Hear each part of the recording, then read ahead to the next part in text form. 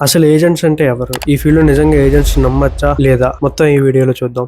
Bro, మా friend ఒకడు already సింపుల్‌గా బ్రోకర్‌కి అమౌంట్ కట్టి షిప్‌లో జాబ్ చేస్తున్నాడు. కానీ నువ్వేమో బ్రోకర్‌ని అసలు నమ్మొద్దు అంటున్నావు. సింపుల్‌గా చెప్తాను, అర్థం చేసుకో. బ్రోకర్ అంటే ఎవరో కాదు బ్రో. అదే ఫీల్డ్‌లో ఆల్రెడీ ఒక షిప్‌లో జాయిన్ అయ్యి, ఇప్పుడు రిటైర్మెంట్ తీసుకొని, తన ఇన్‌ఫ్లుయెన్స్‌ని యూజ్ చేసి మిమ్మల్ని షిప్ ఎక్కిస్తాను అంటాడు. బ్రోకర్‌ని అసలు పూర్తిగా నమ్మడానికి లేదా అంటే, అలా ఏం లేదు, నమ్మొచ్చు. కానీ అది మీ మీద డిపెండ్ అయి ఉంటది.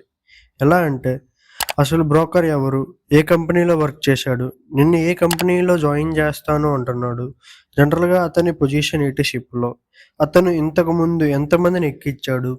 వాళ్ళు ప్రెజెంట్ ఏం జేస్తున్నారు?